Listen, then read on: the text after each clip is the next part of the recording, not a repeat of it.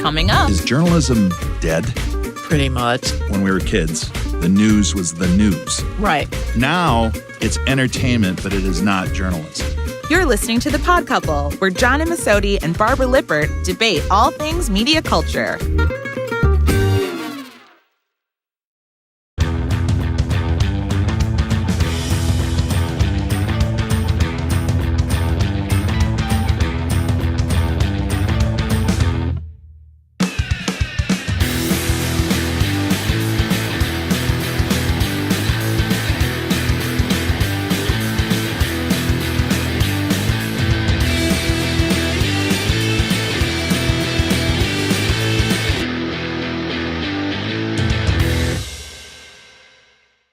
Welcome to another episode of The Pod Couple. Here with my friend Barbara Lippert. Hello, John. Journalist extraordinaire. Exactly. And Easily. I think that actually segues into a good topic for us to talk about today, Barbara, journalism. Just flat out ask the question that a lot of us wonder, is journalism dead? Pretty much. I think, there are fake ways to keep it alive, but journalism as we knew it, where people really went to their newspapers to get, background stories and deeply reported things, and people loved reading magazines, et cetera. I think that is gone, and it's morphing into something else. And like everything else in the world, we'll see whether it's better or worse. But for now, a place like the New York Times has gotten rid of at least like 25% of its staff, and everywhere around the country, newspapers are struggling to stay alive. And I think the future will really look like something like ProPublica, which is the only place doing, in-depth reporting because it's got all grants, like from the Knight Foundation, or someone like Jeff Bezos, who buys the Washington Post and knows it's never going to make money, or Rupert Murdoch, who runs the New York Post on losing money for 20 years, or Zuckerman, who owns the Daily News. So let's go back a little bit. You're saying it is dead, and you mentioned... But Bloomberg, something like Bloomberg, he's learned how to keep things alive. Yeah, but let me get back to the original question. You said journalism is dead as we knew it. Yes. And I went to journalism school as well, and this was in the 80s, so we were coming off the 70s, which were arguably some of the golden age of journalism, with what we saw with Woodward and Bernstein, really hard-hitting investigative journalism that would find a story, tear it open, people tune in every night on the 6 o'clock news. But one of the first things that we were taught in journalism school was objectivity. The journalist is supposed to analyze the facts, collect the facts, distribute them out there, and let people make up their own minds. Is that the part that's gone away, and what's happened there? Well, we can't really afford objectivity anymore because opinions and extreme opinions sell. It ties into something that happened just recently, which is John McLaughlin of the McLaughlin Group. He had this show, this political argument show. He started that like in 1983. I didn't know that he'd been a Jesuit priest, by the way. But he was the one who got like 3 guys from the right and 3 people from the left to really argue and do a political food fight. And from there, people spun off, and CNN started its own, on the right, on the left, and people fighting because that's where, rather than very measured, meet the press, they thought it was more interesting. And then from there, Fox and MSNBC started, where in advance what your opinion is, and you want to find a place that will assure you of your values, so you tune in only to what you want to see. You're just really having a continuing stream of what you agree with, so there is no objectivity to begin with. Exactly. And people buy the headlines. The news is entertainment, and that's why if you had to say journalism is dead, it's because even like when we were kids, we didn't read the newspapers. The worst time of the night was when the news came on and everybody was going to turn to that channel and was like, oh, I can't stand this. Because the news didn't try to entertain you. The news was the news. Right. And, Walter Cronkite, et cetera. Yeah, they were objective.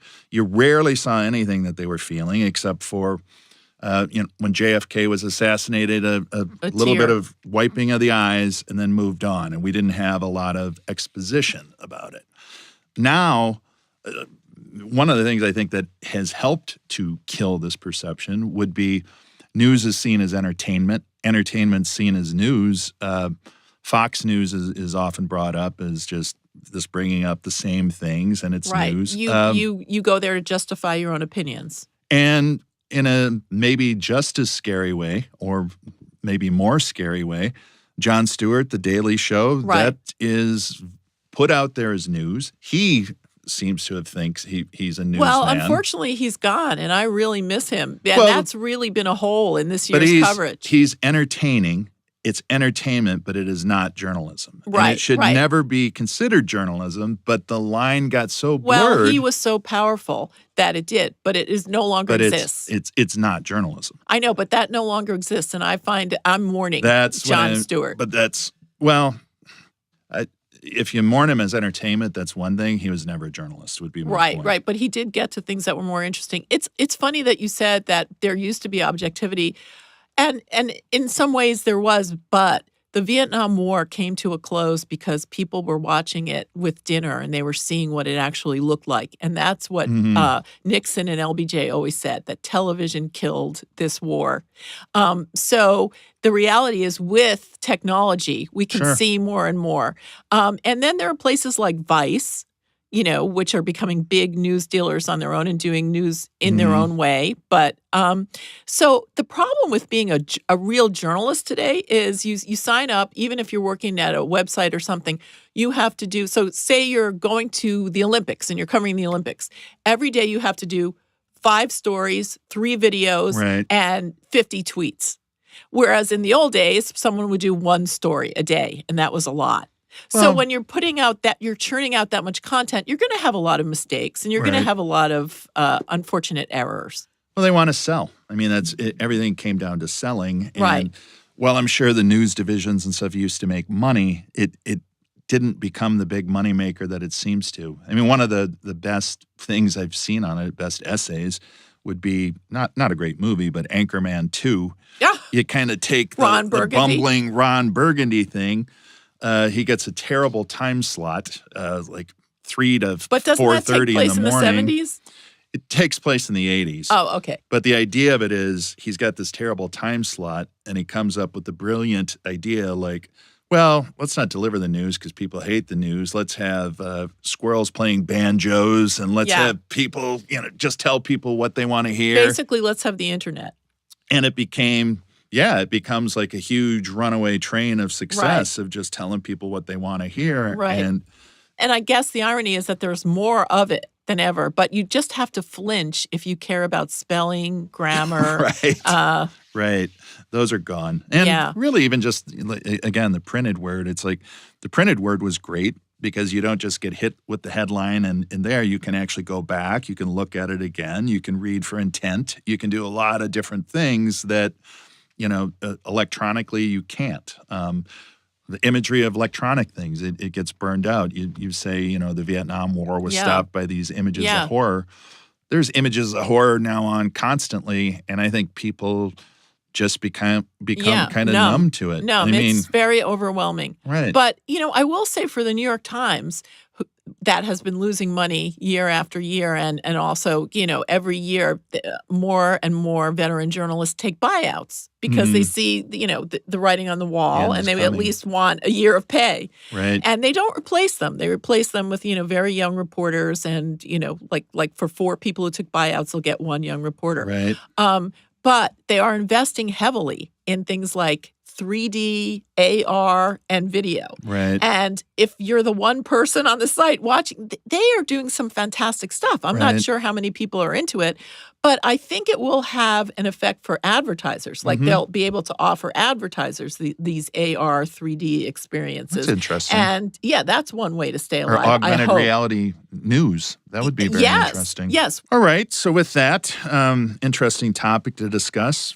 Your career choice is going It's out the window. dead. And Yeah. advertising is, some would say, heading that way. Well, let's- they go hand in hand, kind of. Let's get to some things that we really like, we really enjoy right now. What's hot for you this week? Well, I had the luck of being with like my little 5-year-old niece last week, and I was saying something I'm like, oh, I can't remember. What is that called? And she leaned right into my face and said, do you have short-term memory loss? And it's because that's a line in Finding Dory. Oh, okay. So I'm saying, like, these kids are, like, wisecracking and wise beyond their ages by watching these movies. And, of course, since you can watch it at home or in the car, they watch it 50, 60 times. Right. So they come out with the cutest things. Yeah, they have done a great job with those movies. I'll go a different way this week. I like a lot of things that mix the old and new technology. And I'd have to call out a former coworker's company he started. Pavan Bapu started a company called Gramavox.